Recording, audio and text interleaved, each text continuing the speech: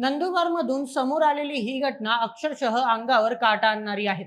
कारण ज्या महिला वसतिगृहात विद्यार्थिनी सुरक्षित असायला हव्या होत्या, त्याच वसतिगृहात एका विद्यार्थिनीला संपवण्यासाठी तिच्या जेवणात आणि पाण्यात विषारी पदार्थ मिसळण्याचा कथित कट रचल्याचा धक्कादायक आरोप समोर आलाय.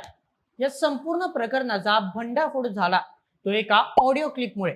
आणि त्या क्लिपमधून समोर आलेल्या संभाषणाने नंदुरबार जिल्ह्यात एकच खळबळ उडवून दिली.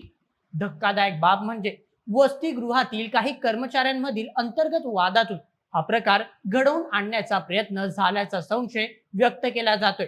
म्हणजेच एका विद्यार्थिनीच्या जीवाशी खेळण्याचा कथित कट हा बाहेरच्या कोणाकडून नव्हे, तर ज्या ठिकाणी तिचं संरक्षण व्हायला हवं होतं त्याच व्यवस्थेमधून रचला गेला का, असा संतापजनक सवाल आता उपस्थित होत आहे.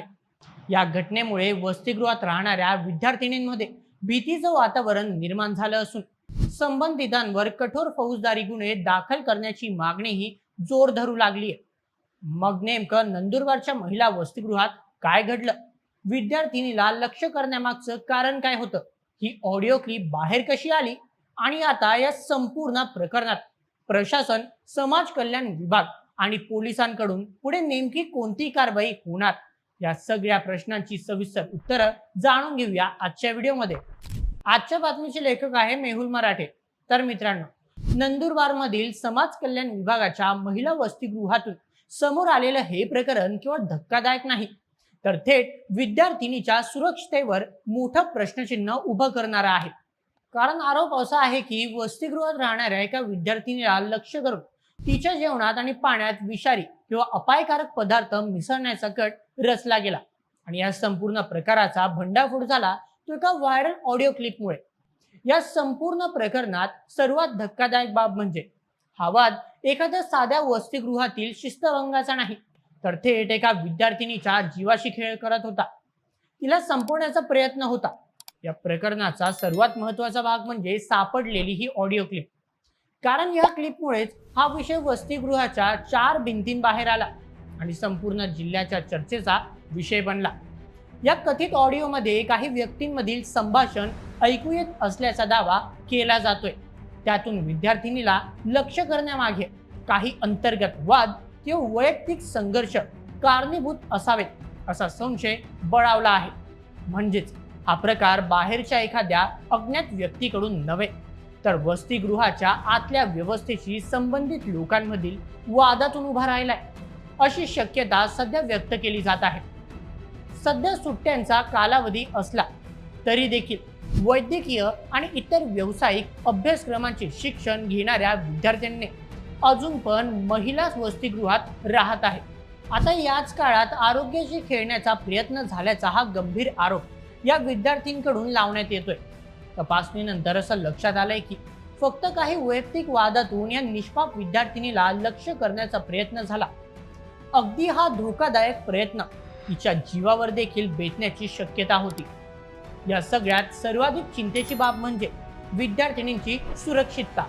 कारण ज्या वसतिगृहात पालक आपल्या मुलींना विश्वासाने ठेवतात, जिथे शिक्षणासाठी आलेल्या मुलींना सुरक्षित वातावरण मिळायला हवं, तिथेच अशा प्रकारचे आरोप समोर येत असतील तर तो केवळ एका मुलीचा प्रश्न राहत नाही, तर तो त्या वसतिगृहात राहणाऱ्या प्रत्येक विद्यार्थिनीच्या सुरक्षेशी जोडला जातो. अशा घटनांनंतर विद्यार्थिनींमध्ये भीती, असुरक्षितता आणि अविश्वास निर्माण होणं स्वाभाविक आहे. उद्या जेवणात काय दिलं जाईल, पाण्यात काय मिसळलं जाईल, कोण कोणाच्या विरोधात आहे आणि व्यवस्थापनावर किती विश्वास ठेवायचा, असे असंख्य प्रश्न त्या मुलीच्या मनात निर्माण होणं अगदी सामान्य आहे. हा संपूर्ण प्रकार समोर आल्यानंतर समाज कल्याण विभागाने तातडीने दखल घेत संबंधित कंत्राटी कर्मचाऱ्याला सेवामुक्त केले आहे. परंतु विद्यार्थिनींनी या प्रकरणातील सर्व संबंधित गुन्हेगारांवर फक्त निलंबनच नाही, तर थेट गुन्हे दाखल करण्यात यावे अशी मागणी केली आहे. या प्रकरणाची गंभीरता लक्षात घेऊन सुरुवातीला विद्यार्थिनींनी समाज कल्याण विभागाच्या या महिला वसतिगृहातच सुमारे 3 तास आंदोलन केले. मात्र आंदोलन करूनही अपेक्षित प्रतिसाद न मिळाल्याने या सर्व विद्यार्थ्यांनी थेट जिल्हाधिकारी कार्यालय गाठले आणि तिथे ठिय्या आंदोलन सुरू केले. जोपर्यंत अशा प्रकारे विद्यार्थ्यांच्या जीवाशी खेळणाऱ्या संबंधितांवर गुन्हे दाखल केले जात नाही तोपर्यंत हे आंदोलन सुरूच ठेवण्याचा इशारा आंदोलक विद्यार्थ्यांकडून देण्यात आला आहे. आता विद्यार्थिनींच्या या आंदोलनाला विविध सामाजिक संघटना तसेच काही राजकीय पदाधिकाऱ्यांनी देखील पाठिंबा दर्शवलाय. आंदोलनात सहभागी झालेल्यांनी अशी मागणी केली की आमच्या आरोग्याशी आणि जीवाशी खेळण्याचा प्रयत्न झाला आहे. अशा प्रकारांना केवळ सेवामुक्ती हा पर्याय असू शकत नाही. म्हणून दोषींना कायदेशीर शिक्षा झालीच पाहिजे. त्याचप्रमाणे काही विद्यार्थ्यांकडून असे देखील सांगण्यात आले की आम्ही शिक्षणासाठी वसतिगृहात राहतो. आमच्या सुरक्षेची जबाबदारी प्रशासनाची आहे. आमच्या जेवणात किंवा पाण्यात अशा प्रकारे काहीतरी विषारी मिसळण्याचा विचार होणे ही अत्यंत गंभीर बाब आहे. म्हणूनच आता या प्रकरणी सामाजिक संघटनांनी संबंधित विद्यार्थिनींची बाजू घेत या घटनेची उच्चस्तरीय चौकशी करण्याची मागणी केली आहे. दरम्यान या संपूर्ण प्रकरणी समाज कल्याण विभागाचे अधिकारी सुंदर सिंग वसावे यांनी झालेल्या प्रकरणाची पुष्टी केली. सोबतच समाज कल्याण विभागाने संबंधित कंत्राटी कर्मचाऱ्याला सेवामुक्त केल्याची माहिती दिली आहे. विद्यार्थ्यांच्या आरोग्याशी खेळण्याचे कारस्थान झाल्याचे समोर आल्यामुळे विभागाने या प्रकरणी गंभीर दखल घेतली असल्याचे त्यांच्याकडून स्पष्ट करण्यात आले आहे. मात्र आता या सर्व आरोपांच्या अनुषंगाने पोलिसांकडून पुढील कायदेशीर प्रक्रिया सुरू होणार का याकडे सर्वांचेच लक्ष लागून आहे. म्हणूनच आता विद्यार्थिनींच्या जीवाशी खेळण्याचा हा प्रयत्न किती गंभीर होता, हा व्हायरल ऑडिओ क्लिप मागची सत्यता काय आणि या संपूर्ण प्रकरणामागे आणखी कोणाचा सहभाग आहे का याचा उलगडा तर पोलीस चौकशीनंतरच होईल.